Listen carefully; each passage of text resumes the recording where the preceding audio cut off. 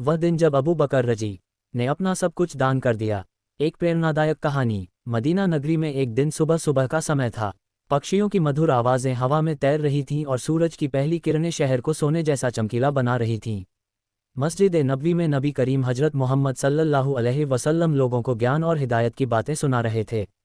आप सल्लल्लाहु ने फरमाया, ए लोगो, अल्लाह की राह में दान दो, ज़कात अदा करो ताकि तुम्हारे दिल साफ हों और तुम्हारा माल पाक हो। जो अल्लाह की मार्ग में खर्च करता है, अल्लाह उसके खर्च का बदला कई गुना करके देता है। ये बात सुनकर सहाबा रजी के दिल प्रभावित हुए। हर कोई अपनी हैसियत के अनुसार दान देने के बारे में सोचने लगा। उसी मौके पर एक सहाबी ने खड़े होकर पूछा, या रसूलल्लाह, हम में से हर कोई तो बहुत धनवान नहीं है। कुछ लोग गरीब हैं, कुछ के पास थोड़ा बहुत है।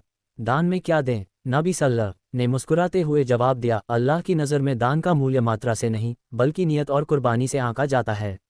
एक थोड़ा सा दान भी अगर पूरी ईमानदारी और प्रेम से दिया जाए तो बहुत बड़े दान से भी ज़्यादा कीमती हो सकता है। इन शब्दों ने एक शख्स के दिल को गहराई से छू दिया, जो मस्जिद के एक कोने में चुपचाप बैठे हुए थे। ये थे हजरत अबू बकर सिद्दीक रज़ियल्लाहु अन्हु, जो इस्लाम के पहले खलीफा बनने वाले थे और नबी सल्लल्लाहु के सबसे करीबी साथी थे। उनका दिल इबादत और परोपकार से हमेशा भरा रहता था। नबी सल्लल्लाहु की बात सुनकर उन्होंने ठान लिया कि वह अपनी पूरी जायदाद, अपना सब कुछ अल्लाह की राह में दान कर देंगे। दिन ढलने लगा। अबू बकर रजी अपने घर पहुंचे। उनका घर बहुत साधारण था, न तो बहुत बड़ा था, न ही उसमें कीमती सामान थे। उनकी पत्नी उम्मे रुमान रजी और बच्चे सादगी से जीवन बिता रहे थे। अबू बकर रजी ने अपने परिवार को इकट्ठा किया और प्यार से कहा, आज मस्जिद में नबी सल्लल्लाहु ने दान के बारे में बताया। मेरे दिल ने फैसला किया है कि मैं अपनी सारी दौलत, ज़मीन, व्यापार, ऊँट, बकरियाँ, सब कुछ अल्लाह की राह में दे दूँ। ये सुनकर परिवार के चेहरे थोड़े गंभीर हो गए। उम्मे रुमान रजी ने पूछा, अबू बकर, तुम सब कुछ दान कर दोगे तो हमारे बच्चों का क्या होगा? उनका भविष्य, हमारा गुजारा कैसे चलेगा? अबू बकर रजी का चेहरा नर्म हो गया। उन्होंने अपनी पत्नी का हाथ अपने हाथों में लिया और कहा, प्यारी उम्मे रुमान, क्या तुम्हें अल्लाह पर भरोसा नहीं? क्या तुम्हें यकीन नहीं कि जो रोज़ी देने वाला है वह हमें भूखा नहीं रखेगा? हमारा रब हमसे ज़्यादा हमारे बच्चों का ख्याल रख सकता है। ये दुनिया फ़ानी है, यहाँ का धन कल हमारे किसी काम नहीं आएगा। लेकिन अगर हम इसे अल्लाह के लिए खर्च करेंगे तो आखिरत में इसका अजर अमर सवाब मिलेगा। उनके बच्चों ने भी, जो छोटे थे लेकिन समझदार थे, ये बात सुनी। बेटी आयशा रजी, जो बाद में नबी सल्लल्लाहु की प्यारी पत्नी बनी, ने कहा, अब्बा जान, अगर यह अल्लाह और उसके रसूल की रज़ा है तो हमें खुशी है। हम किसी चीज़ की कमी महसूस नहीं करेंगे। ये सुनकर अबू बकर रजी की आंखें खुशी से चमक उठीं। उन्होंने अपने बच्चों को गले लगा लिया। अगले दिन सुबह अबू बकर रजी ने अपनी सारी संपत्ति का हिसाब लगाया। उनके पास कुछ ज़मीन थी, कुछ ऊँट, कुछ बकरियां और व्यापार से आया हुआ कुछ सोना चांदी। उन्होंने सब कुछ इकट्ठा किया और मस्जिद नबवी की ओर चल पड़े। रास्ते में लोग उन्हें देख रहे थे। कुछ लोग आश्चर्य से पूछते, अबू बकर, ये सब क्या है? कहाँ ले जा रहे हो? अबू बकर रजी सिर्फ मुस्कुराते और कहते, ये सब उस मालिक की अमानत है जिसने मुझे दिया था। अब वक्त आ गया है कि मैं इसे उसकी राह में लौटा दूँ। मस्जिद पहुंचकर उन्होंने सारी संपत्ति नबी सल्लल्लाहु के सामने रख दी और कहा, या रसूलल्लाह, यह मेरी पूरी दौलत है। मैं इसे अल्लाह की राह में दान करता हूँ। मेरे परिवार के लिए मैंने सिर्फ अल्लाह और उसके रसूल को छोड़ा है। ये देखकर नबी सल्लल्लाहु की आंखों में प्यार और गर्व के आंसू आ गए। लेकिन आप सल्लल्लाहु ने पूछा, अबू बकर, तुमने सब कुछ दे दिया, लेकिन अपने घर वालों के लिए क्या छोड़ा है? अबू बकर रजी ने जवाब दिया, उनके लिए मैंने अल्लाह और उसके रसूल को छोड़ा है। यह जवाब सुनकर मस्जिद में मौजूद सहाबा भावुक हो उठे।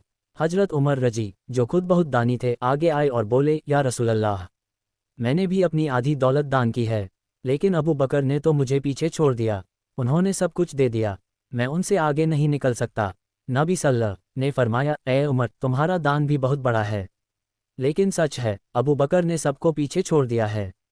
जिसने सब कुछ दे दिया उसने वास्तव में सब कुछ दे दिया। इस घटना ने पूरे मदीना में एक नई रोशनी फैला दी। लोग अबू बकर रजी की कुर्बानी और तकवा, ईश्वर भक्ति की बातें करने लगे। लेकिन सबसे बड़ी बात यह हुई कि अल्लाह ने उनकी इस कुर्बानी को कभी व्यर्थ नहीं जाने दिया।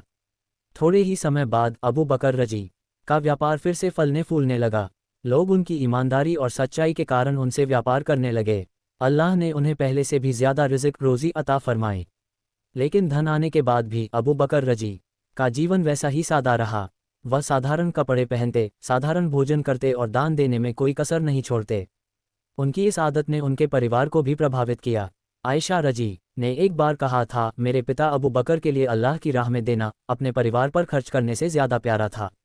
सीख, ये कहानी हमें कई गहरी सीख देती है। एक, ईमान की असली परीक्षा, ईमान सिर्फ दिल की बात नहीं बल्कि उसकी परीक्षा कर्मों से होती है। अबू बकर रजी ने अपने ईमान को अपने माल से साबित किया। 2, अल्लाह पर भरोसा तवक्कुल, जब इंसान अल्लाह के लिए कुछ छोड़ता है तो अल्लाह उसे बेहतर चीज़ देता है। अबू बकर रजी ने सब कुछ दे दिया लेकिन अल्लाह ने उन्हें कभी निराश नहीं किया। 3, दान का सही मतलब, दान तब सच्चा होता है जब वह आराम और सुख में से नहीं बल्कि ज़रूरत और पसंद में से दिया जाए। अपनी ज़रूरतों से ऊपर उठकर देना ही असली कुर्बानी है। 4, परिवार की जिम्मेदारी और ईमान, अबू बकर रजी ने अपने परिवार को भी यही सिखाया कि दुनिया से बढ़कर अल्लाह की रज़ा है। एक सच्चा मुसलमान अपने परिवार को भी अल्लाह के लिए कुर्बानी देने की शिक्षा देता है। 5, सादगी का जीवन, धन आने के बाद भी सादा जीवन जीना और दानशील बने रहना, यही सच्ची कामयाबी है। हजरत अबू बकर सिद्दीक रज़ी अल्लाहु अन्हु की यह कहानी आज भी हर मुसलमान के लिए एक चिराग की तरह है जो ये रास्ता दिखाता है कि ईमान, भरोसा और कुर्बानी का असली मतलब क्या होता है। उन्होंने साबित किया कि इंसान का